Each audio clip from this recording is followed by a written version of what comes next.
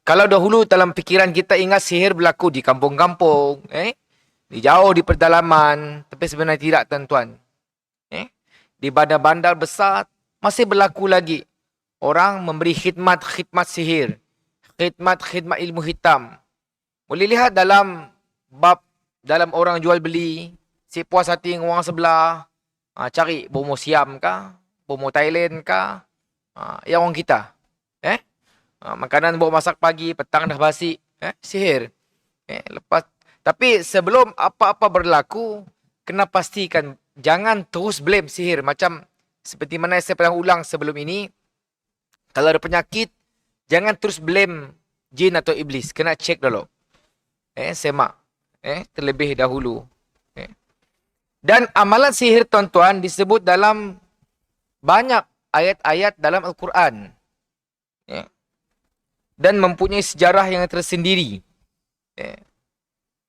Banyak klaim-klaim, dakwaan-dakwaan mengatakan Harut Marut lah ngajar sihir dan sebagainya.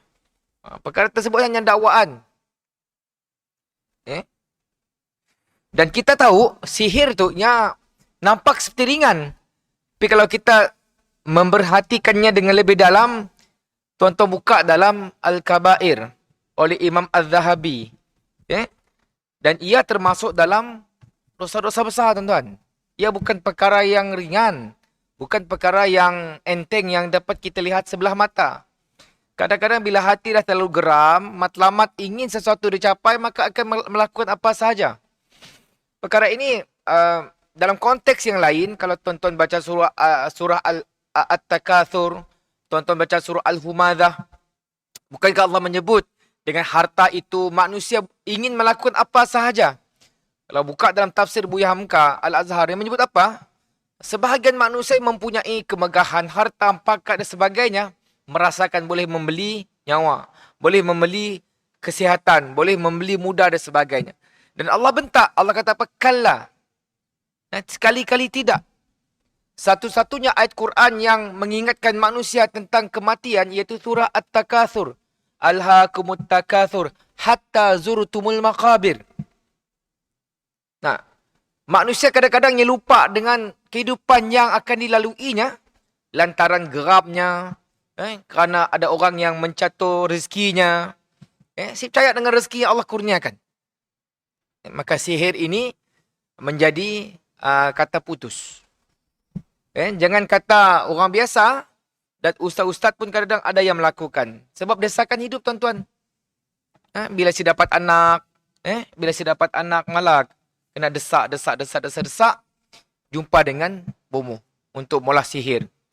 Berlaku bukan. Kita jangan ingat ustaz tu kebal, maksum si. Sama, tuan-tuan. Kita diuji. Sehingga ada yang sanggup pergi ke kubur, ambil, atau orang tadi, rambut perempuan mati dalam keadaan anak sulung dan sebagainya, macam-macam syarat. Semata-mata nak dapatkan anak. Cerita rezeki dan sebagainya. Dan kita lihat, saya quote sedikit beberapa ingatan oleh Az-Zahabi dalam kitab Al-Kabair tentang sihir. Sihir bukan benda yang ringan, tuan-tuan. Allah berfirman dalam surah Al-Baqarah, ayat yang ke-102. A'udzu billahi minasyaitonir rajim. Walakinna asyayatin kafaru yu'allimuna an-nasa as-sihr. Sadaqallahul azim. Yang bermaksud akan tetapi puak-puak syaitan itulah yang kafir dengan amalan sihirnya. Kerana mereka lah yang mengajar manusia ilmu sihir.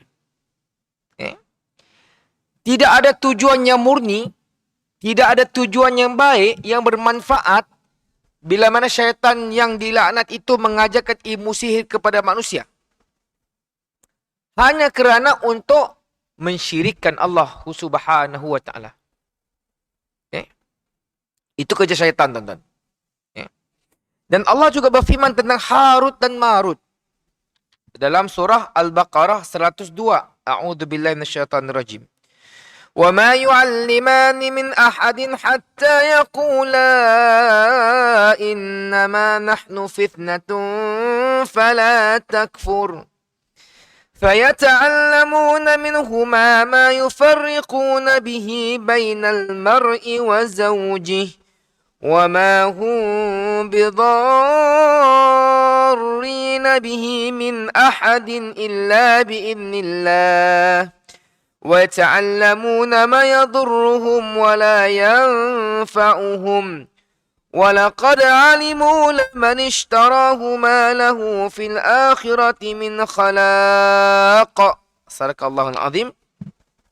Yang bermaksud, sedang mereka berdua tidak mengajar seorang pun melainkan setelah menasihatinya dengan berkata, sesungguhnya kami ini hanyalah cubaan untuk menguji imanmu. Oleh itu, janganlah engkau menjadi kafir dengan mempelajarinya.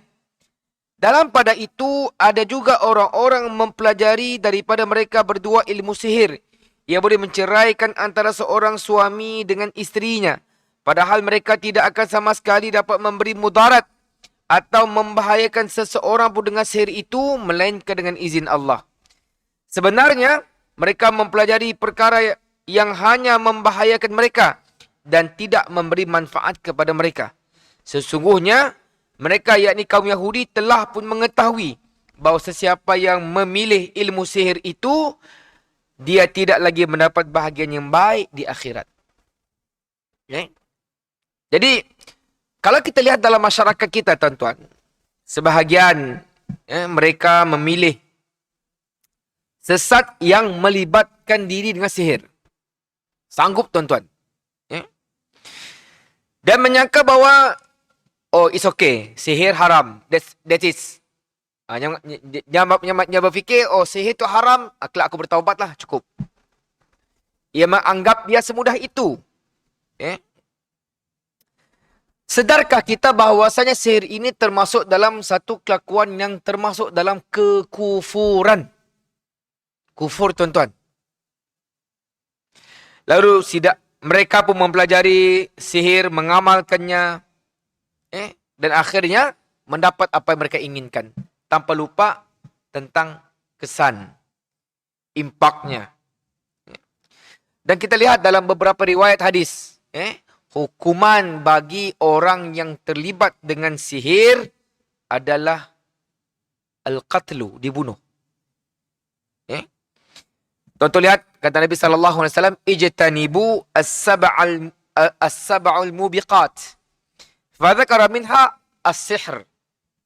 Hadis diriwayatkan oleh Abu Hurairah daripada hadis riwayat Al-Bukhari dan Muslim daripada Abu Hurairah. Jauhilah 7 dosa besar yang membinasakan. Salah satunya adalah sihir. Maka seorang hamba Allah yang jaga salatnya, yang sentiasa memperbaharui imannya, maka janganlah dia terlibat dengan perkara-perkara sebegini. Haddus sahiri darbatun bis saif. Hukuman bagi pengamal sihir ialah dipancung kepalanya. Banyak lagi beberapa riwayat yang mengecam ataupun memberi peringatan yang keras tentang sihir.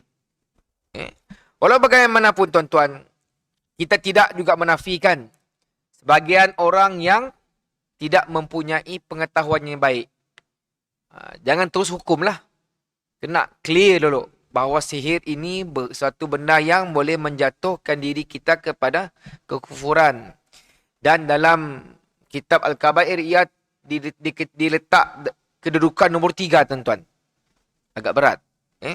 Maka kena adalah diberi penjelasan, dimaklumkan kepadanya, tinggalkan. Sebab kita lihat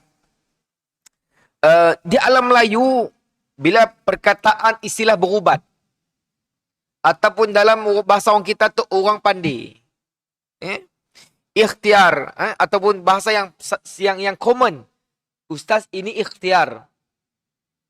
Selebihnya kita serah pada Allah Subhanahu Wa Taala. Kita telah menghalalkan perkara yang Allah haramkan dalam konteks kacamata manusia. Dalam perkara keagamaan, tuan-tuan, jangan buat dahulu dan cari dalil untuk membolehkan. Rosak kita. Dalam perkara-perkara yang melibatkan begini, syari dulu. Fas'alu ahlu dzikri fa in kuntum la ta'lamun. Tanya dulu. Sebab kadang-kadang word yang sering kita dengar, kita Kita si tahu Ustaz. Kita si merasa ya seolah-olah memaksa orang untuk menghalalkan perbuatannya. Okay? Amalan sihir, bomoh, pawang, apa-apa je nama yang berkaitan dengannya. Okay? Dan sebahagian orang menganggap adat warisan dalam berubat. Sedangkan ia adalah sihir. Kita pernah dengar nak mengubat gaib. Seluk tangan yang perut berdarah-darah, oh sembuh. Kadang-kadang macam-macam lah kita dengar. Di sebelah Indonesia lagi banyak lah. Dan orang yang sakit, ia akan lupa kepada perkara yang diletak dalam usul. Matlamat tidak menghalalkan cara. Pegang tuan-tuan. Matlamat betul-betul nak sembuh. Tetapi caranya kena seiring dengan syariat. Sama ada syariat yang utama iaitu akidah. Dan syariat yang kedua, yang nombor 2 adalah ibadah. Perkara itu kena selari. Jangan antara akidah dengan ibadah itu bertentangan. Contoh dalam bab mencuri.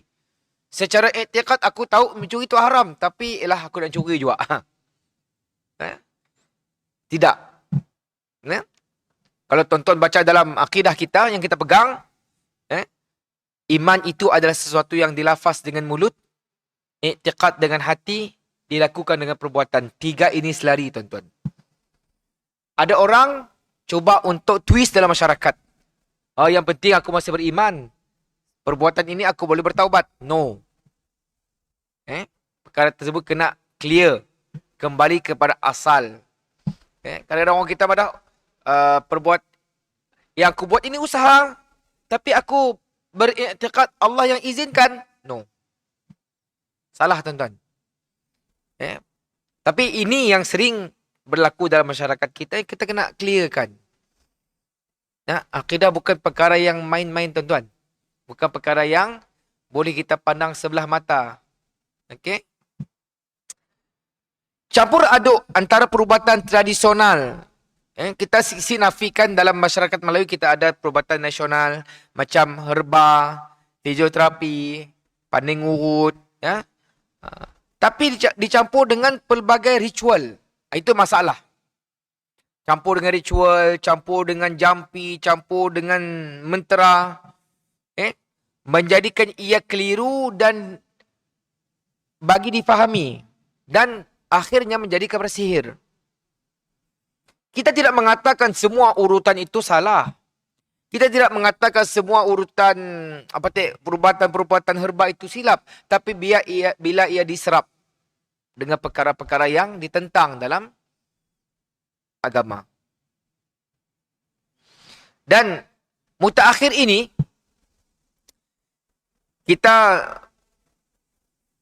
dipopulerkan ataupun dihidangkan dengan ruqyah syar'iyah. Hanya berbeza tuan-tuan. Ru'yah dengan ruqyah. Macam kami yang melihat anak bulan, ru'yah juga. Tapi yang tu ruqyah. Ada tu haji kita depan. Saya pernah Ustaz kita kerja apa? Saya ru'yah hilal.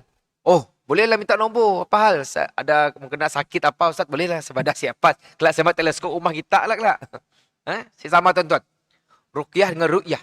Ru'yah melihat. Ruqyah itu merawat. Okey, ruqyah syariah tu tuan-tuan sering ditunggang. Diguna brand itu untuk orang-orang yang ingin melariskan perkhidmatan mereka. Orang yang popular tidak mesti betul tuan-tuan. Kadang-kadang ditunggang agama itu ditunggang untuk membolehkan, mengharuskan perbuatan-perbuatan yang bertentangan. Dan kita lihat ruqyah syariah contohnya simple je. Baca Quran dan tidak memaksa orang itu sembuh. Sebab tugas menyembuh bukan tugas peruqyah.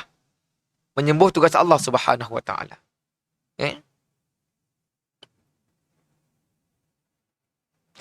Berlaku pencampuran yang agak dahsyat. Sehingga kita boleh keliru sama ada seorang ustaz itu benar-benar seorang perawat yang patuh syariah atau sebenarnya seorang bomoh yang tidak patuh syariah. Kadang-kadang baca Quran juga. Kadang-kadang selawat juga. Tetapi di sebalik perbuatannya terselit unsur-unsur perbomohan, unsur-unsur sihir. Perhatikan tuan-tuan. Jangan terlalu gairah, jangan terlalu terdesak sehingga kita menggadaikan akidah yang kita jaga sekian lama.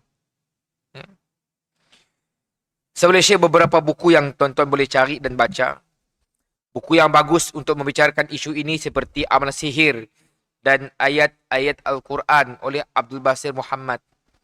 Dan juga satu buku yang menarik juga, Sihir, Perbuatan, Rawatan dan Pencegahan oleh Khadir Ahmad. Yang buku lama oleh Amran Kasimin Santau sebagai salah satu cabang ilmu sihir. Iaitu cerita tentang khurafat, tahyul dan mistik dalam sihir dan ilmu hitam. Jadi hindarilah perkara ini tuan-tuan kerana ia boleh merencatkan akidah kita. Ia boleh memberi ancaman yang besar kepada pegangan kita. Dan ia bukan hanya sekadar dosa, tetapi ia termasuk dalam kategori dosa-dosa besar. Yang kedua, khurafat, tahyul dan misi dalam adat, pantang, larang dan petua. Jadi kita tidak nafikan dalam masyarakat kita banyak sekali adat-adat, pantang larang dan petua. Dan sebahagiannya bertentangan dan sebahagiannya perkara-perkara yang bermanfaat. Cuma kadang-kadang secara umumnya orang-orang tua kita tidak dapat menjelaskan dengan kaedah saintifik, maka dijadikanlah petua-petua tersebut. Kan? Kelak saya beri beberapa contoh. Okey.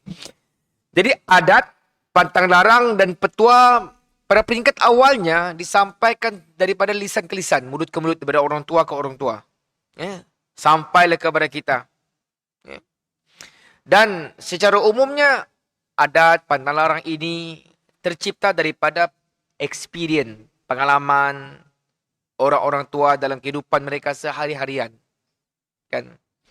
Namun sebahagian besar daripada adat, pantang larang dan petua ini bertentangan dengan syariat Islam, khususnya akidah Islam. Justru itu ia perlu ditolak kerana boleh menatijahkan kesan yang besar khusus kepada akidah seseorang. Sebab bila pergi kepada percaya atau yakin, dalam bab perkahwinan, tuan-tuan boleh cek lah.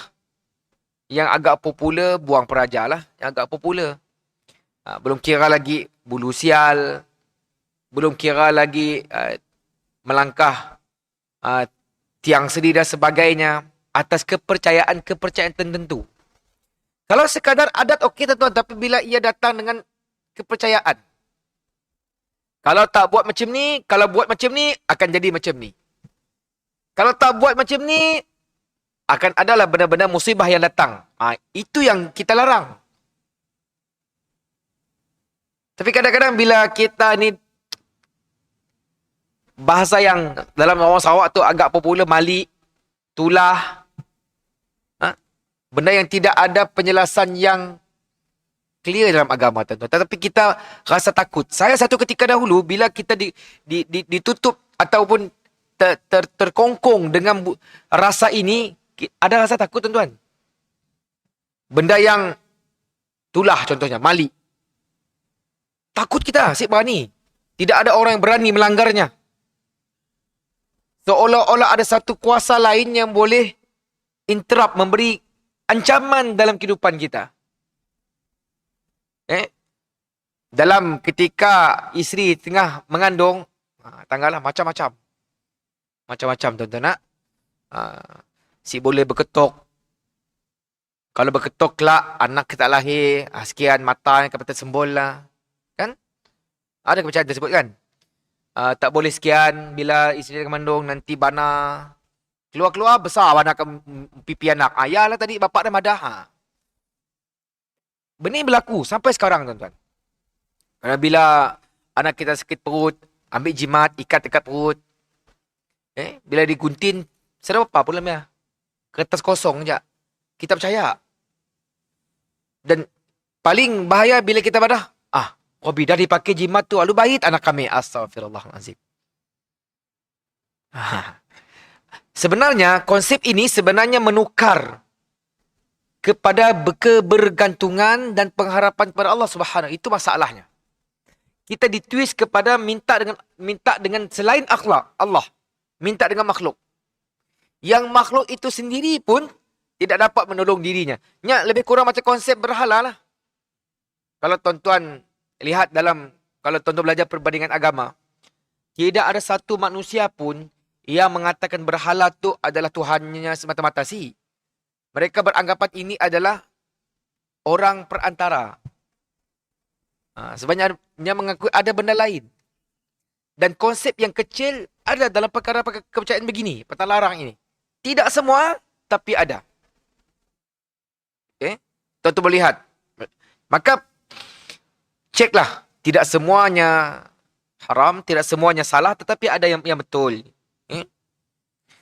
Dan kita tahu, masyarakat kita pernah Hindu, pernah animisme, pernah dinamisme, Buddha dan sebagainya. Dan ada juga fahaman-fahaman pada agama-agama ini terus meresap dalam kehidupan kita. Dan kita tidak nafikan macam orang-orang yang jauh di pedalaman, tak ramai ustaz yang turun mengajar. Kan?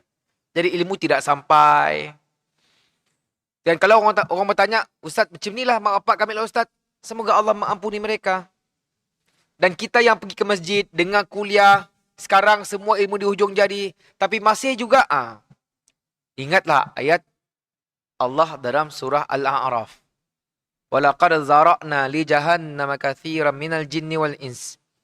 Dijadikan isi neraka jahanam itu banyak di kalangan jin dan manusia. لَهُمْ قُلُوبٌ لَا يَفْقَهُونَ بِهَا وَلَهُمْ آذَانٌ لَا يُبْصِرُونَ بِهَا. Ila akhir ayat.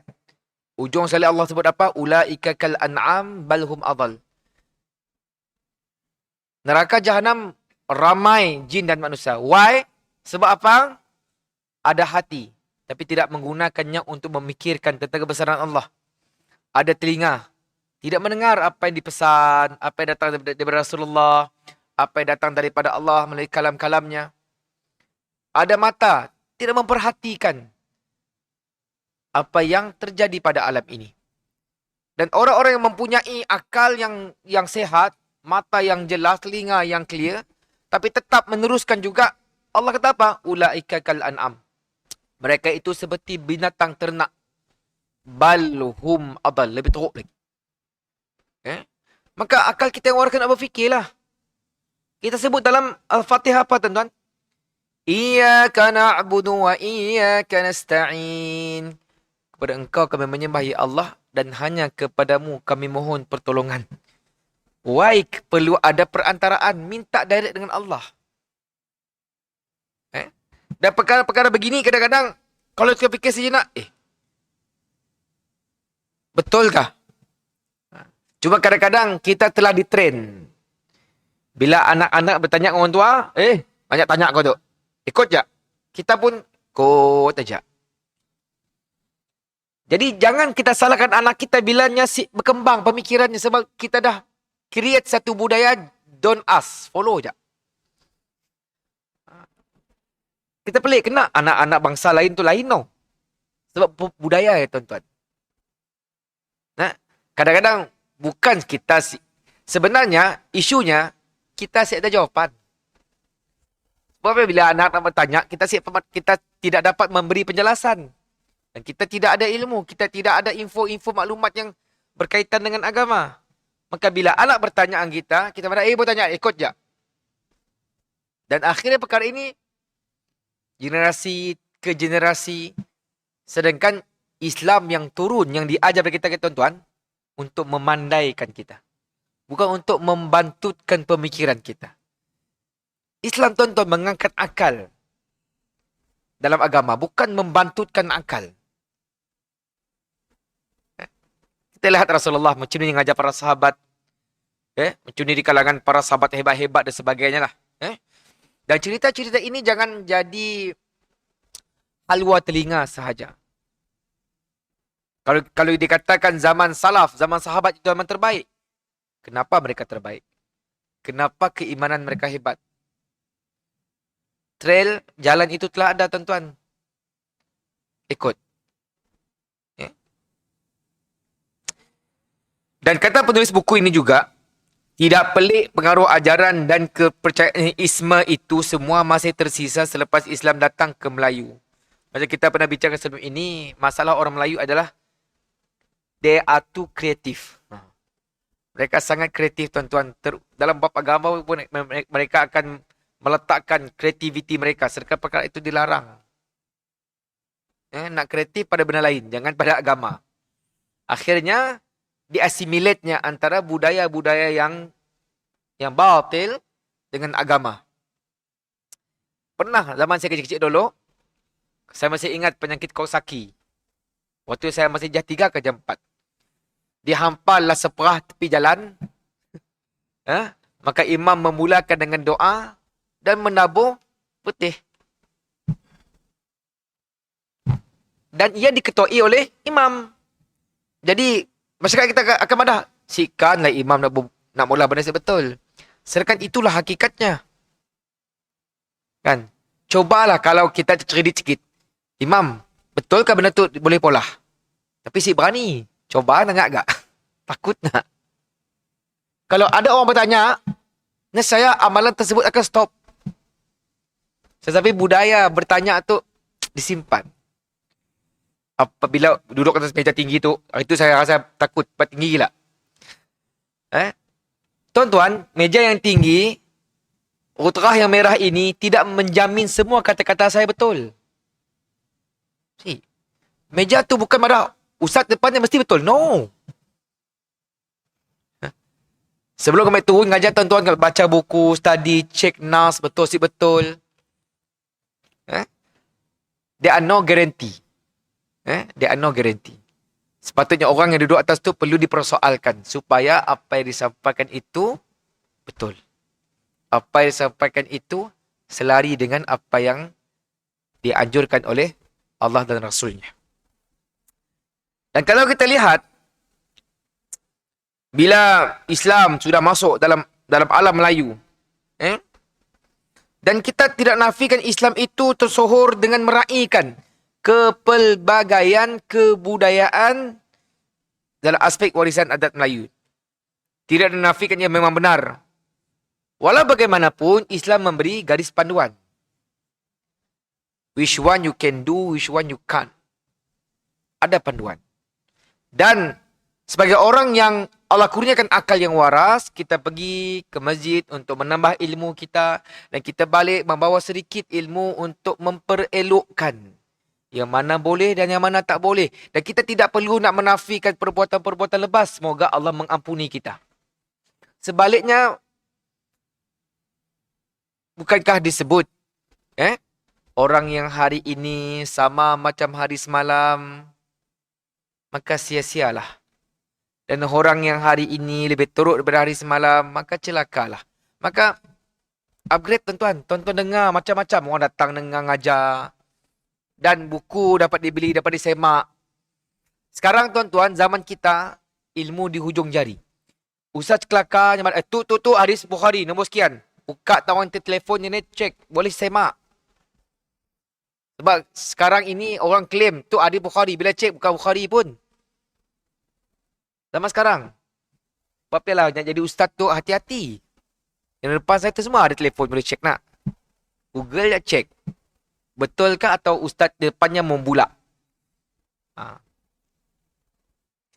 Dan Islam memberi garis panduan terhadap bentuk adat, pantang larang dan petua yang boleh diterima. Serta apa yang mesti ditolak. Khususnya apabila ia boleh merosakkan akidah. Tuan-tuan ingat Islam datang bukan nak menghapuskan semua, tidak. Bahkan dalam sebahagian adat orang Arab sangat diangkat. Hadis ke-15 Arba'in An-Nawawi. Man kana yu'minu billahi wal yaumil akhir. Ada 3 peringkatnya. Yang pertama disebut falyakul khair aw liyasmut. Dan Nabi sebut lagi hadis riwayat Abu Hurairah. Man kana yu'minu billahi wal yaumil akhir falyukrim jarahu. Dan yang ketiga, man kana yu'minu billahi wal yaumil akhir falyukrim dhaifahu. Yang pertama, kata Rasulullah, siapa beriman kepada Allah dan hari akhirat, berkatalah yang baik-baik atau diam. Yang kedua, barang siapa beriman kepada Allah dan hari akhirat, maka muliakanlah jirannya. Falyukrim jarahu. Yang ketiga, barang siapa beriman pada Allah dan hari akhirat, muliakanlah tetamu. Dan adab orang Arab sangat memuliakan tetamu, dan ia diangkat oleh Rasulullah sallallahu alaihi wasallam. Walau bagaimanapun memang adat itu boleh menjadi hukum, tapi kena ingat tidak semua adat itu boleh dijadi hukum. Jangan kita lihat adat tu baik, boleh jadi hukum tu, no. Kena lihat kepada kaedahnya. Dan antara buku-buku yang membincangkan tentang pantang larang, adat yang berkaitan dengan khurafat dan sebagainya, antara yang ditulis oleh Ismail Awang, adat orang-orang Melayu yang bertentangan dengan akidah Islam. Boleh cari tuan-tuan. Adat orang-orang Melayu yang bertentangan dengan akidah Islam oleh Ismail Awang. Dan kacak je untuk dibaca buku yang ditulis oleh Wan Ramli, Wan Muhammad dan Hanafidollah, pantang larang orang Melayu tradisional. Okay. Sekarang kita pergi yang ketiga. Khurafat, tahyul dan misik dalam penujuman dan peramalan. Surat Al-Qaim Al-Tisir Muhammad Al-Fadil Al-Syaraf Al-Tajad Al-Adid Rafi'ah.